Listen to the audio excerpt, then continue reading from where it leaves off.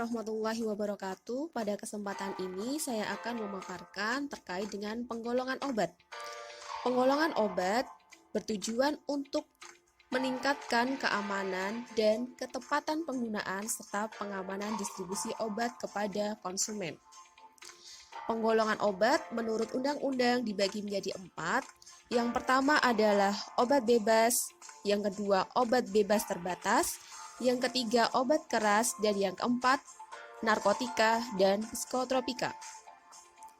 Kita bahas satu persatu penggolongan obat menurut undang-undang tersebut. Yang pertama, obat bebas. Obat bebas di sini ketika kita jumpai akan ada logo di etiket lingkaran berwarna hijau dengan bagian tepi berupa garis hitam. Obat bebas adalah obat yang boleh digunakan tanpa resep dokter, biasa disebut dengan obat OTC atau over the counter. Obat bebas ini digunakan untuk mengobati gejala penyakit yang ringan. Banyak sekali obat bebas yang dapat kita temui di apotek ataupun di warung-warung. Contohnya Puyat 16, Waisan, Komik, Bintang 7, ataupun Extra Joss. Selanjutnya, penggolongan obat menurut undang-undang adalah obat bebas terbatas. Apa bedanya? Obat bebas terbatas pada etiketnya terdapat logo berwarna biru dengan lingkaran bergaris hitam. Obat bebas terbatas adalah obat-obatan yang dalam jumlah tertentu masih dapat dibeli di apotek tanpa resep dokter. Nah, contohnya ada obat mabuk seperti antimo dan anti-flu atau roza. Penggolongan obat selanjutnya adalah obat keras. Obat keras sendiri di sini ada tanda logo di etiket berupa lingkaran berwarna merah dengan huruf K di tengahnya, kemudian di bagian tepi ada lingkaran berwarna hitam. Obat keras adalah obat yang berkhasiat keras yang untuk memperolehnya harus dengan resep dokter. Obat-obatan yang termasuk dalam golongan ini adalah antibiotik, seperti tetrasiklin, penisilin, dan sebagainya.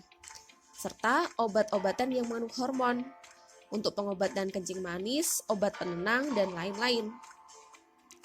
Obat-obat ini berkhasiat keras dan apabila dipakai sembarangan bisa berbahaya bahkan meracuni tubuh, memperparah penyakit, atau menyebabkan kematian. Oleh karena itu, penggunaan obat keras sangat diawasi ketat oleh pemerintah. Bahkan apotek yang menjual obat-obat keras ini ketika dibeli oleh konsumen wajib melakukan pelaporan kepada pemerintah. Nah, selanjutnya penggolongan obat menurut undang-undang adalah narkotika dan psikotropika.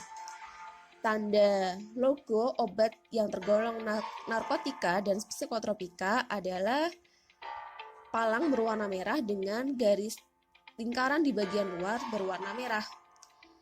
Contoh dari narkotika ada morfin, kemudian heroin. Nah, narkotika itu apa? Narkotika adalah suatu zat atau obat yang berasal dari tanaman atau bukan tanaman, baik sintetis maupun semi-sintetis, yang dapat menimbulkan pengaruh-pengaruh tertentu bagi mereka yang menggunakan dengan memasukkannya ke dalam tubuh manusia. Sementara psikotropika adalah zat atau obat yang dapat menurunkan aktivitas otak atau merangsang susunan saraf pusat dan menimbulkan kelainan perilaku, disertai dengan timbulnya halusinasi, ilusi, gangguan cara berpikir, perubahan alam perasaan, dan dapat menyebabkan ketergantungan serta mempunyai efek stimulasi bagi para pemakainya. Contohnya ada ekstasi, kemudian ada sabu-sabu. Nah, menurut Undang-Undang RI Nomor 5 Tahun 1997, golongan psikotropika ini dibagi menjadi 4 golongan. Masing-masing golongan terdiri dari berbagai macam jenis. Apa yang membuat mereka berbeda? Golongan 1 dan golongan 2, golongan 3 dan golongan 4, perbedaannya apa ya? Perbedaannya adalah Psikotropika golongan 1 adalah psikotropika yang tidak digunakan untuk tujuan pengobatan dengan potensi ketergantungan yang sangat kuat. Psikotropika golongan 2 adalah psikotropika yang khasiat terapi tetapi dapat menimbulkan ketergantungan. Psikotropika golongan 3 yaitu psikotropika dengan efek ketergantungannya sedang dari kelompok hipnotik dan sedatif. Psikotropika golongan 4 yaitu psikotropika yang efek ketergantungannya ringan. Nah, oleh karena itu, psikotropika golongan 1-2 biasanya digunakan untuk riset penelitian, sementara untuk treatment pengobatan banyak yang digunakan adalah golongan 3 dan golongan 4. Nah, selain penggolongan obat menurut undang-undang, ada penggolongan obat berdasarkan sifatnya. Yang pertama adalah obat alami, dan penggolongan obat yang menurut undang-undang tersebut adalah penggolongan obat sintetis. Nah, penggolongan obat alami sendiri itu dibagi menjadi beberapa macam. Sebelum ke situ, teman-teman pasti sudah punya gambaran bahwa obat alami itu berasal dari alam, bisa dari rempah, umbi-umbian, biji-bijian yang tentunya banyak sekali berada di Indonesia, negara kita ini. Obat alami, obat yang disajikan dari ekstrak atau penyajian bahan alam yang dapat berupa tanaman obat, binatang maupun mineral. Obat alami sendiri dikenal sebagai obat tradisional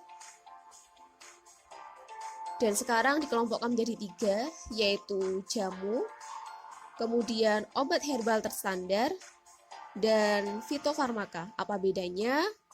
Jamu pada umumnya jenis ini dibuat dengan mengacu pada resep peninggalan leluhur yang disusun dari berbagai tanaman obat yang jumlahnya cukup banyak, berkisar 5-10 macam bahkan lebih. Bentuk jamu tidak memerlukan pembuktian ilmiah sampai dengan klinis, tetapi cukup dengan bukti empiris. Contohnya ada diapet, antangin. Baik, saya lanjutkan. Obat tradisional jenis lain adalah obat herbal terstandar. Obat tradisional herbal terstandar ini berasal dari ekstrak atau penyajian bahan alam yang dapat berupa tanaman obat, binatang maupun mineral. Proses pembuatannya membutuhkan peralatan yang lebih kompleks dan berharga mahal, ditambah dengan tenaga kerja yang mendukung dengan pengetahuan maupun keterampilan pembuatan ekstrak.